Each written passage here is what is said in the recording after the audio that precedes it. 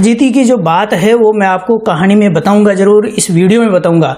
लेकिन उससे पहले जो गतिविधियां हुई है भारतीय जनता पार्टी कार्यालय में और वसुंधरा राजे के द्वारा की गई है, उनके समर्थकों के द्वारा की गई है, उसके बारे में आपको बारीकी से जानकारी दे देता हूं। करीबी नेताओं के द्वारा तमाम तरह की बड़े पैमाने पर तैयारियां की जा रही है। इस दौरान वसुंधरा राजे खेमे के लोगों के द्वारा लगातार वसुंधरा राजे को मुख्यमंत्री पद की उम्मीदवार अभी से घोषित किए जाने के लिए भी मांग की जा रही है। दो धड़े बटकर सामने आ रहे हैं। उस गुटबाजी के बीच में आज भारतीय जनता पार्टी कार्यालय में कोर कमेटी की बैठक हुई और सतीश पुनिया जो सड़क मार्ग से चलने वाले हैं, जमीन से जुड़े हुए नेता हैं, वो हवाई मार्ग से कैसे आए हैं। जब से वसुंधरा राजे राजस्थान में आई हैं तब से लेकर हमेशा वसुंधरा राजे की गाड़ी ही पोर्च में खड़ी रही है। 17-18 साल में पहली बार ऐसा हुआ है कि वसुंधरा राजे की बजाय पोर्च में गाड़ी सतीश पुनिया की खड़ी रही। यहाँ पर सबसे महत्वपूर्ण चीज ये है कि क्या सतीश पुनिया के सामने वसुंधरा राजे की चमक फीकी पड़ गई है। एक सवाल बड़ा ये भी है कि क्या वसुंधरा राजे राजस्थान में राजनीतिक तौर पर इतनी कमजोर हो गई हैं कि सतीश पुनिया की गाड़ी नहीं हटे और वसुंधरा राजे की पोर्च में गाड़ी नहीं लगे। नमस्कार, मैं राम गोपाल जाट और आप देख रहे हैं नेशनल दुनिया। आपने इस वीडियो की हेडिंग पढ़ने के बाद और इस वीडियो के शुरुआत में जो आपने गाना देखा, उस गाने को देखने के बाद ये सोचा होगा कि आज मेरे विश्लेषण में ये गाने कैसे चल रहे हैं। आपको इस गाने की हकीकत भी बताऊंगा और इस गाने के चलने की कहानी भी बताऊंगा। उससे पहले मैं आपको ये बता दूं कि आज भारतीय जनता पार्टी के कार्यालय में क्या हुआ और कैसे भारतीय जनता पार्टी के कार्यालय के भीतर ही वसुंधरा राजे, जो कि राजस्थान की पूर्व मुख्यमंत्री हैं और भाजपा की राष्ट्रीय उपाध्यक्ष हैं, उनकी एक तरह से कह सकते हैं कि राजनीतिक तौर पर बड़ी फजीती हुई है। इस फजीती की जो बात है वो मैं आपको कहानी में बताऊंगा, जरूर इस वीडियो में बताऊंगा। लेकिन उससे पहले जो गतिविधियां हुई है भारतीय जनता पार्टी कार्यालय में और वसुंधरा राजे के द्वारा की गई है, उनके समर्थकों के द्वारा की गई है, उसके बारे में आपको बारीकी से जानकारी दे देता हूं। पिछले कुछ दिनों से आप अखबारों में और मेरे द्वारा विश्लेषण किए जा रहे हैं, वीडियो में भी आप देख रहे होंगे कि वसुंधरा राजे का 8 मार्च को जन्मदिन है और भरतपुर में वसुंधरा राजे का जन्मदिन मनाने के लिए वसुंधरा राजे के करीबी नेताओं के द्वारा तमाम तरह की बड़े पैमाने पर तैयारियां की जा रही है। इस दौरान वसुंधरा राजे खेमे के लोगों के द्वारा लगातार वसुंधरा राजे को मुख्यमंत्री पद की उम्मीदवार अभी से घोषित किए जाने के लिए भी मांग की जा रही है। कुछ वसुंधरा राजे के करीबी विधायक तो ये भी कह रहे हैं कि राजस्थान में वसुंधरा राजे के अलावा कोई भी भारतीय जनता पार्टी में मुख्यमंत्री पद का उम्मीदवार ही नहीं है, प्रत्याशी ही नहीं है, चेहरा ही नहीं है। इस सारी घटनाक्रम के बीच में एक दिन पहले ही भारतीय जनता पार्टी के एक नेता, विधायक और पूर्व जो स्पीकर हैं विधानसभा में कैलाश चंद मेघवाल, इसके साथ ही 19 अन्य विधायकों के द्वारा डॉक्टर सतीश पुनिया को पत्र लिखकर गुलाब चंद कटारिया, राजेंद्र राठौड़ की शिकायत की गई है। उसमें कहा गया है कि विधानसभा के भीतर उनको प्रश्न पूछने से रोका जाता है, उनके स्थगन प्रस्ताव नहीं लगाए जाते हैं, उनको बोलने से रोका जा रहा है। वसुंधरा खेमे के नेताओं की तमाम पत्रबाजी, बयानबाजी, इस सारी जो घटनाक्रम चल रहा है भाजपा में, एक तरह से दो धड़े बटकर सामने आ रहे हैं। उस गुटबाजी के बीच में आज भारतीय जनता पार्टी कार्यालय में कोर कमेटी की बैठक हुई। कोर कमेटी की ये दूसरी बैठक है भारतीय जनता पार्टी में कमेटी का गठन होने के बाद। और कल जो विधानसभा में बजट सत्र है, बजट पेश होने वाला है राजस्थान सरकार का, उससे पहले भाजपा की विधायक दल की बैठक भी होगी। इस कोर कमेटी की बैठक में वसुंधरा राजे खुद भी शामिल हुई हैं। इससे पहली जो बैठक हुई थी उस बैठक में वसुंधरा राजे शामिल नहीं हुई थी और आज वसुंधरा राजे दिल्ली से आई हैं। दिल्ली से वसुंधरा राजे सड़क मार्ग से आई हैं, तो दूसरी तरफ सतीश पुनिया जो भाजपा के अध्यक्ष हैं, जो अमूमन सड़क मार्ग से चलते हैं, वो हवाई मार्ग से आए हैं।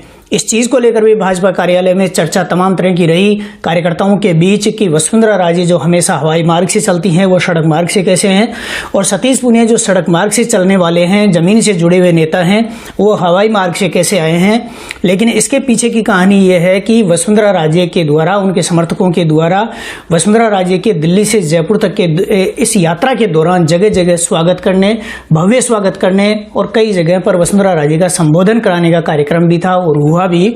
लेकिन जितनी उम्मीद वसुंधरा राजे को थी और उनके समर्थकों के द्वारा तैयारी की गई थी भीड़ जुटाने की, उतनी न तो भीड़ हुई और न ही वसुंधरा राजे का उतना बड़ा स्वागत हुआ जितना उनको लग रहा था। उनको ऐसा लग रहा था कि उनके समर्थकों के द्वारा एक भव्य स्वागत जगह जगह पर दिल्ली से लेकर जयपुर के जो सड़क मार्ग है उस पर किया जाएगा, लेकिन उतने बड़े पैमाने पर स्वागत नहीं हुआ। इससे संभवतः वसुंधरा राजे निराश जरूर हुई होंगी। इसके बाद भारतीय जनता पार्टी कार्यालय वसुंधरा राजे पहुंची और यहाँ पहुंचने के बाद एक छोटी सी घटना और हुई। उस घटना के बारे में मैं आपको बाद में बताऊंगा, लेकिन उससे पहले आपको बता दूं कि कोर कमेटी की जो बैठक हुई, उस कोर कमेटी की बैठक में जो 16 सदस्य थे उनमें से 12 सदस्य शामिल हुए।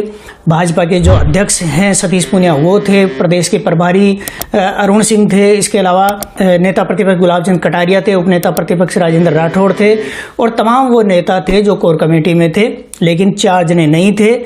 ऐसे में वसुंधरा राजे, क्योंकि अमूमन जिस तरह की होती है प्रोटोकॉल होता है, उसी तरह से कोर कमेटी में भी वसुंधरा राजे मुख्य धारा में नहीं थी। सतीश पूनिया इस कमेटी की अध्यक्ष था, जैसे कि उनका अधिकार भी है और प्रोटोकॉल भी है, वही कर रहे थे। करीब 2 घंटे तक ये कोर कमेटी की बैठक चली और उसके बाद सतीश पूनिया के द्वारा और अरुण सिंह के द्वारा प्रेस कॉन्फ्रेंस करके प्रेस को ब्रीफ किया गया। तमाम तरह के सवाल जवाब हुए, लेकिन अरुण सिंह यहाँ पर मीडिया के सवालों से बचते रहे, मीडिया के सवालों का जवाब नहीं दे पाए, खास तौर से उस पत्र को लेकर नहीं दे पाए जो वसुंधरा राजे खेमे के माने जाने वाले 20 विधायकों के द्वारा सतीश पूनिया को लिखा गया था। गुलाब चंद कटारिया और राजेंद्र राठौड़ की शिकायत की गई थी, उसको लेकर अरुण सिंह ने कोई जवाब नहीं दिया। और इसके साथ ही अरुण सिंह ने यह भी कहा कि भारतीय जनता पार्टी में किसी तरह की गुटबाजी नहीं है, भाजपा का एक ही गुट है और वो है भारतीय जनता पार्टी, और उनका एक ही नेता है और वो है नरेंद्र मोदी। अब जो महत्वपूर्ण घटनाएं भारतीय जनता पार्टी कार्यालय में हुई उनके बारे में बताता हूं। पहले वसुंधरा राजे जब भारतीय जनता पार्टी कार्यालय पहुंची तो वहां पर पोर्च में मुख्य जगह जहां पर गाड़ी खड़ी होती है वहां पर अमूमन जब से वसुंधरा राजे राजस्थान में आई हैं तब से लेकर हमेशा वसुंधरा राजे की गाड़ी ही पोर्च में खड़ी रही है। 17-18 साल में पहली बार ऐसा हुआ है कि वसुंधरा राजे की बजाय पोर्च में गाड़ी सतीश पूनिया की खड़ी रही, गाड़ी हटी भी नहीं। वसुंधरा राजे को गाड़ी पीछे लगानी पड़ी, पीछे खड़ी करनी पड़ी। और सबसे ज्यादा जो मजेदार बात हुई है वो वसुंधरा राजे जब वापस निकली तो उनके समर्थकों के द्वारा तो नारेबाजी की गई, उनके जिंदाबाद नारे भी लगाए गए, शक्ति प्रदर्शन करने की कोशिश भी की गई, लेकिन 150 लोगों के अलावा ज्यादा वहां पर समर्थक नहीं थे। और इसके बाद सबसे ज्यादा रोचक और ऐतिहासिक घटना भाजपा कार्यालय में यह हुई कि वसुंधरा राजे को गाड़ी के अंदर भारतीय जनता पार्टी कार्यालय के भीतर गाड़ी में बैठने का अवसर नहीं मिला। वो भारतीय जनता पार्टी कार्यालय के प्रदेश मुख्यालय के बाहर जाकर सड़क पर जाकर गाड़ी में बैठी। इसको लेकर तमाम तरह की राजनीतिक चर्चाएं हुई और कार्यकर्ताओं में भी कयासबाजी लगाई गई। यहां पर सबसे महत्वपूर्ण चीज ये है कि क्या सतीश पूनिया के सामने वसुंधरा राजे की चमक फीकी पड़ गई है। एक सवाल बड़ा ये भी है कि क्या वसुंधरा राजे राजस्थान में राजनीतिक तौर पर इतनी कमजोर हो गई हैं कि सतीश पूनिया की गाड़ी नहीं हटे और वसुंधरा राजे की पोर्च में गाड़ी नहीं लगे। साथ ही ये भी समझने वाली बात है और सवाल ये भी है कि वसुंधरा राजे लगातार मीडिया के सवालों से क्यों बच रही है, मीडिया के समक्ष आकर बात क्यों नहीं कर रही है, अपनी बात क्यों नहीं रख रही है। दोस्तों वीडियो यदि आपको पसंद आया इसको लाइक कीजिए, कमेंट कीजिए और शेयर कीजिए। इसके साथ ही चैनल को सब्सक्राइब करके बेल आइकन के बटन को भी दबा लीजिए। इस वीडियो से संबंधित किसी भी तरह की शंका, सुझाव या शिकायत हो तो कमेंट बॉक्स में जरूर दीजिए। ये वीडियो आपको कैसा लगा इसका कमेंट भी जरूर कीजिए। अगर ये वीडियो आप हमारे फेसबुक पेज पर देख रहे हैं तो फेसबुक पेज को भी फॉलो कीजिए। नए वीडियो के साथ फिर मिलेंगे, तब तक के लिए राम राम सा।